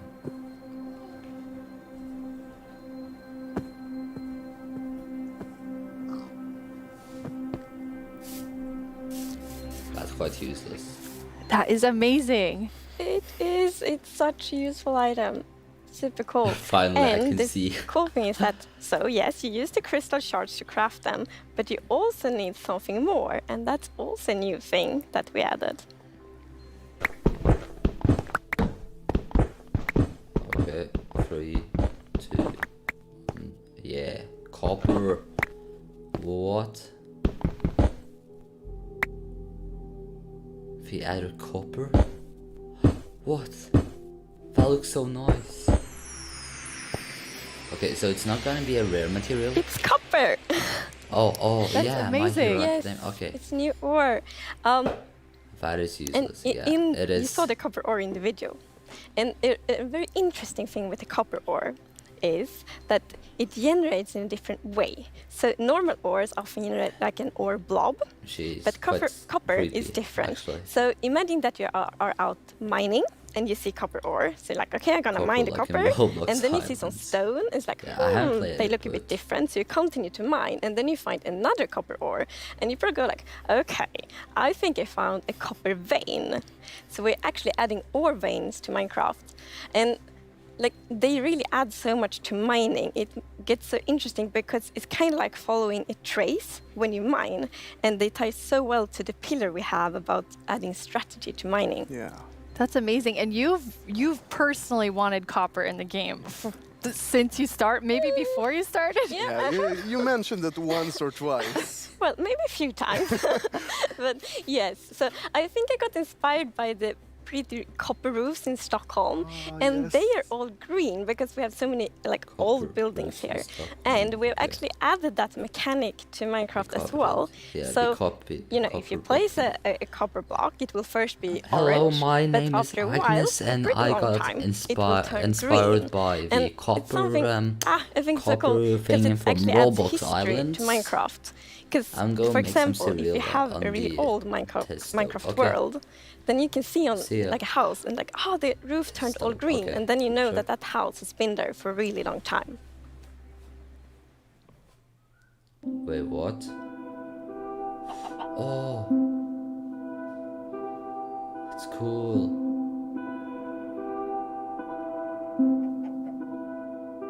Oh, so they turn green afterwards. Oh, that's cool. Yeah, I think it is. And copper won't only be used for the telescope. You actually have another really cool thing that you'll be able to craft with it. Yeah. So Jens talked a bit before about these design principles that we have in Minecraft. And one of them is that if something bad happens, the player either caused it or it has a way to sort of avoid it. And one of those exceptions, for example, is lightning striking. Now, some people like to build wooden roofs in Minecraft. Some even build wall roofs. Looking at me. Now we can copy diamonds. It's not at all like the grandest castle in my realm actually has a roof fully built of wool. Yeah, that's not a good idea. No, but we did some fires. yeah, so to try to help the players with that, we are introducing the lightning rod. Wait, no. Can't be adding this.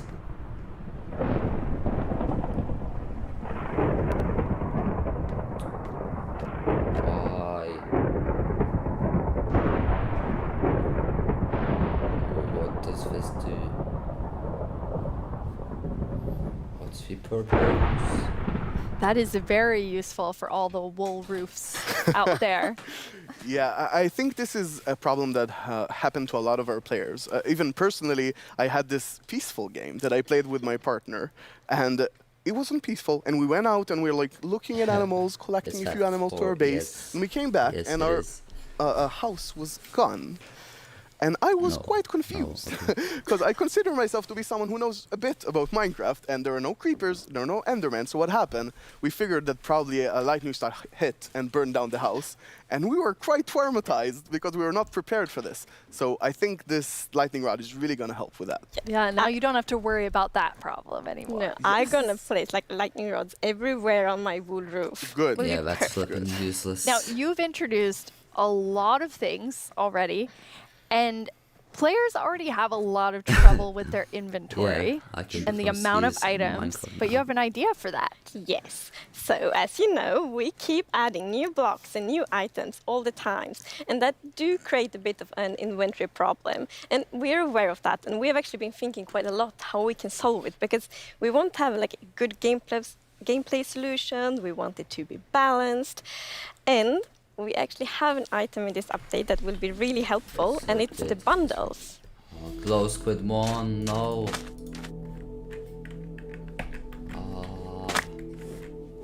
That sucks. It's bundles. What? What?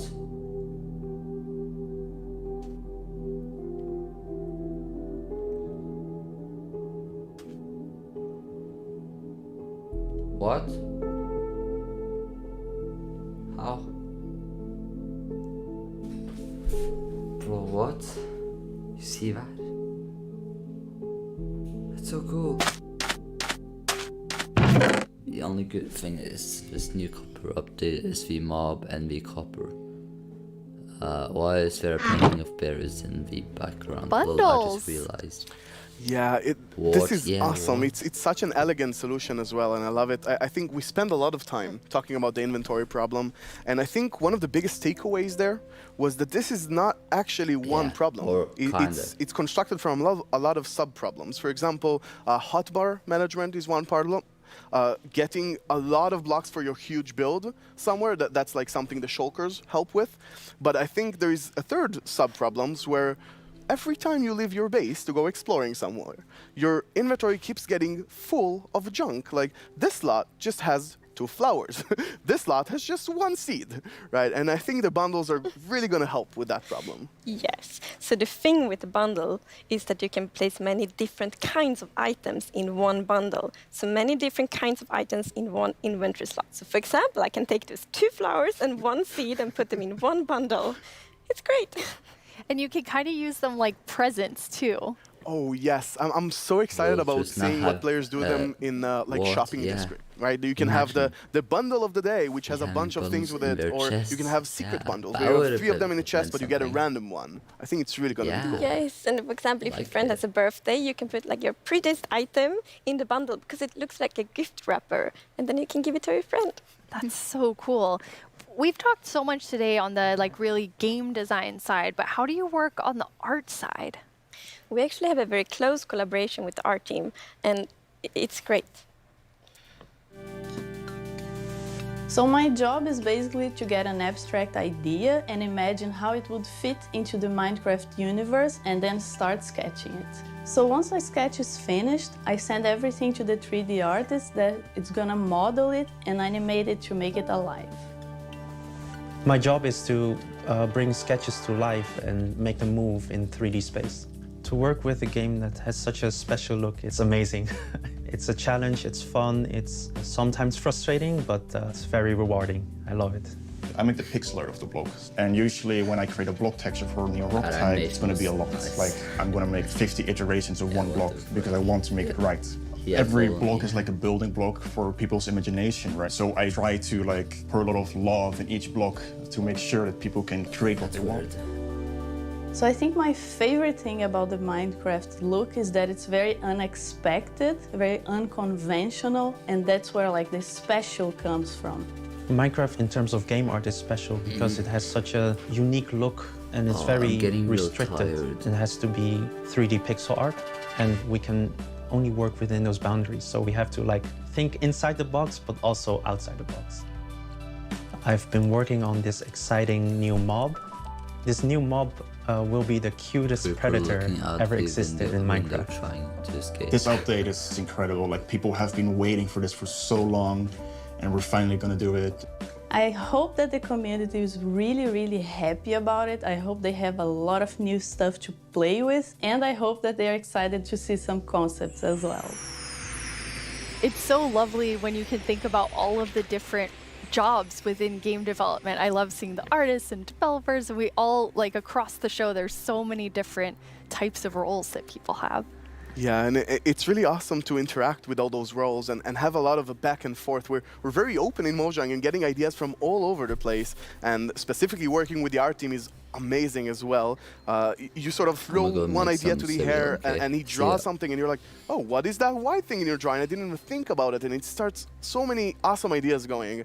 And we even integrated into our prototype process, and actually I think until I saw those sketches by the art team, I didn't really understand what archaeology in Minecraft even means.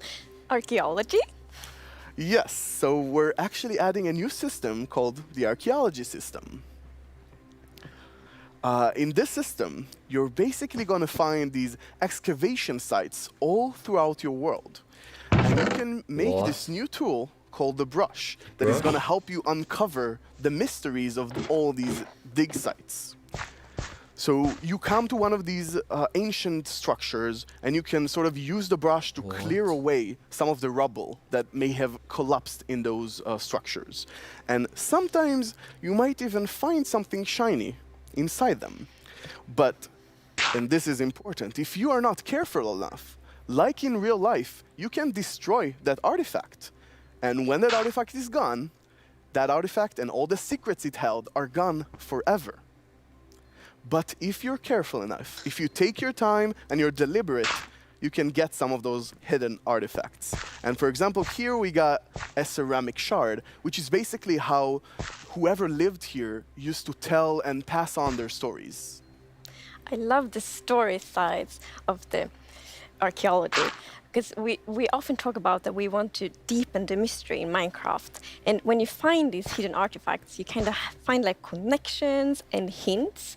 And we will never tell the full story, but these will inspire the players to tell their own stories about their own Minecraft worlds. Exactly. I think it's going to be really exciting to see what players do with them. For example, here we see an exhibition that someone built for this, where he can compare all the different clues he finds, right, and try to preserve whatever was down here, and he can compare what we found with whatever new thing, and sort of try to connect the pieces, right? And here we see those pieces connected in a clay pot, actually trying to reconstruct them back. And you can create that however you like. You can create your own stories or try to guess how those pieces used to connect. Yeah. It's also so fun to be very creative with these new pots, because you can put the shards in any way you want. Exactly, and when you're pleased with your creation, you can fire them up and you have your own painted clay pot. pretty. So, Nir, is this programmer art still? Yeah, the art we're seeing is still work in progress, but I personally like the dragon. I think it's cute. Yeah, it didn't say programmer art isn't pretty. Yeah, you know, the problem is the artists are way too good. Yeah. They just make us look bad. I don't know. Archaeology is amazing. I mean, the excavation site is so incredible. I'm so excited about this. I've spent a lot of time about it, and I actually got to do a lot of awesome conversations with actual archaeologists from all around the world, and it's been honestly, I sort of feel like I got so passionate about it myself that their passion sort of stuck to me, and it was so amazing to learn more about this, and I'm really excited to see where it goes from here. And you have really a cool. dev diary coming out on our YouTube channel where you kind of explore all of the archaeology even more. Yeah, it's honestly really exciting. So I had so much fun with this, and I learned so much that I decided that it can't stop with me. So we're gonna do a dev diary when we're actually gonna talk to those archaeologists, and actually we might even get to visit some interesting locations. That is amazing. Well, it feels very sad, but we're almost out of time. But we've been hinting at a new mob like over the course of the show, like 3 or 4 times. So are you going to tell us about it now, please? Yes, now we're going to tell you. It's the cutest predator you will ever meet. Cutest predator? What?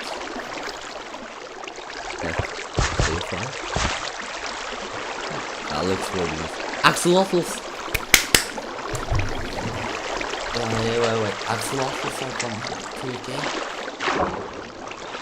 Axolotls are coming to the game. Yes. Let's go.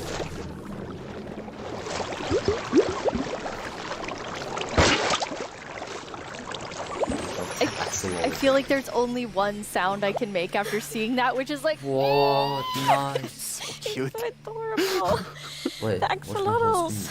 How did you decide on axolotls? So, when we add a new mob to Minecraft, we really wanted to have like its own unique character. We wanted to have purpose. And it's also a very good thing if it happens to be ugly cute. And the axolotl is perfect. It has all of these things. Well, I guess on the ugly cuteness, it might be quite a big emphasis on the cute side, but still. And we actually had a brainstorm in the team. So we were like, okay, we're gonna add goats, but we want to add another animal. And then one of the developers posted like a big picture of an axolotl, and we all went like, yes, this right now. It's like the definition of ugly cute. It's like made for Minecraft. Perfect. And then we also found out that axolotls are endangered in the real world, and we think it's good to add endangered animals to Minecraft to create awareness around that. So that's also a good thing. Like with the bees? Yes, like with the bees last year, for example. Yeah, so the axolotls, as you saw in the video, they live in the lush caves, and they really add a lot of life to the lush caves. And there's also a bucket of axolotl. I didn't think it could get cuter. That is just so cute. I don't know how to handle it, but it's so cute. So when you're walking around in the lush caves and you see some axolotls, then you can actually scoop them up in your bucket and take them with you. So maybe you build like a pretty aquarium for them in your base, or maybe you bring them to your ocean adventure.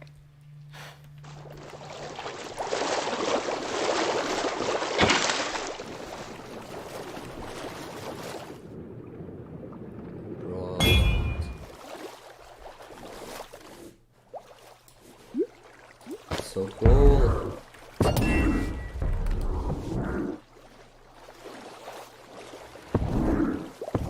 And now I see why you're calling them the cutest predator you'll ever meet. Exactly. So when you scoop them up in a bucket, you can actually create your own axolotl army, basically, and charge into the oceans with them, and they will help you fight various, well, they'll attack cute fish as well, but they'll help you fight the drowns and the guardians, and they're actually quite useful when fighting guardians because they have this special ability that whenever they take damage, they sort of play dead, and when they're playing dead, no mob will actually attack them. So they have this time to regen back help and then jump back into the fight together with you.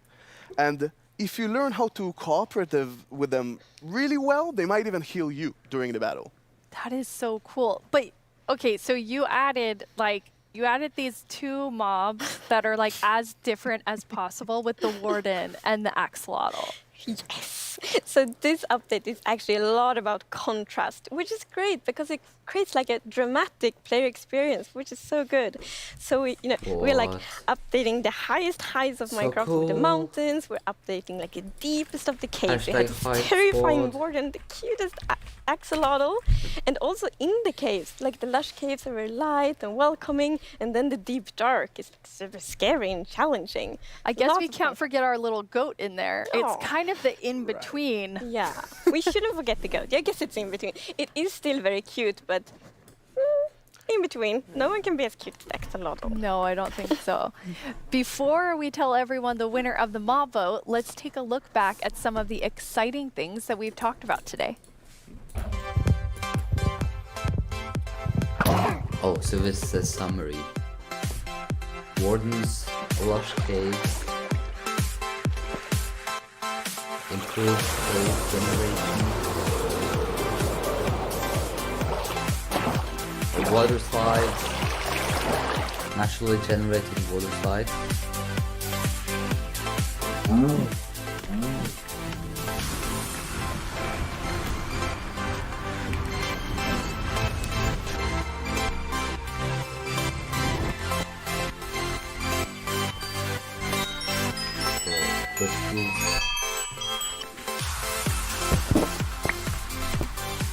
Copper,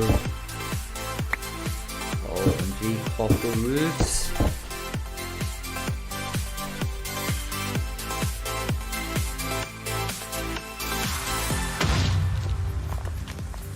Creator tools. No, okay, bedrock stuff. No, please. No. Get away. I want to see it. Okay. Yeah. Axolotl.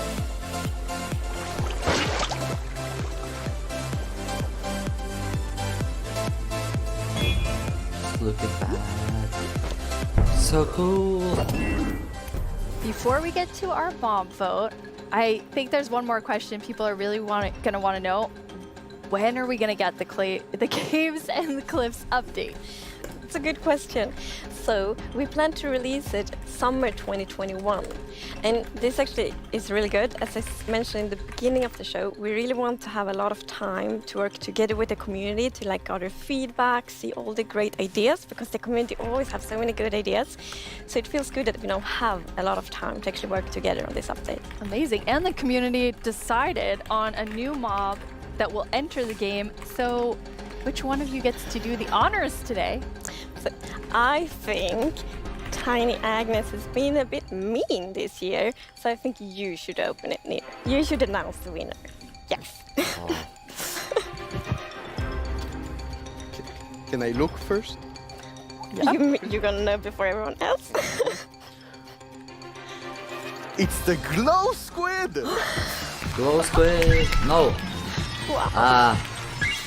Let's just I guess everyone was hello, mesmerized Cyril. by the glow squid, not just the tiny let's just ones. clap because I'm in Minecraft Really now, not but expecting that. That is so awesome. let's say Like, I didn't it was expect it at all, but it's the great. one And of the three Glow I wanted to squids will feel look less. so cool of them in the all. caves, like Exactly. the atmosphere. They fit this update Yes. so Yeah, well. you suck. It will Dream, be. Dream Imagine sucks. it's all dark in the Now I caves, can and then you make see a the glow video squids how swimming around. Dream Will be changed so So good. beautiful. Can they be forever. friends with the axolotls?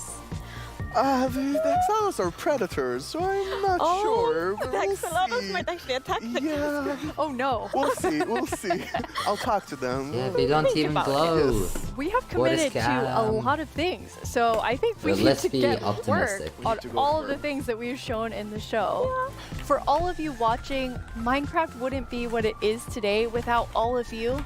From all of us at Mojang Studios, thank you so much. Thank you so much. No Bye. problem. No problem, lady. Doing it for the ad revenue. Thanks for the ad revenue. So, I mean, thanks for watching, guys. It has been a great stream. We've learned so much about Minecraft, about Minecraft's future. Yeah, Tommy in it sucks. Tommy sucks. Okay, so yeah, that was an amazing stream, guys. He really likes destruction, yeah. But on Dreams SMP, he is destruction. Yeah, so yeah, let's say one more. Okay. Yeah, so thanks for watching, guys. It's been an amazing stream. Oh, okay, you have a question? Tell me. I might eat cereal now. Okay, have fun.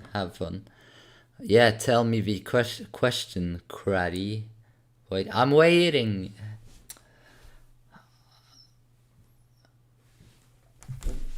Schön, dass du bei der Minecraft Live dabei warst. American Sign Language. Wait. Imagine it's all done. Wait, and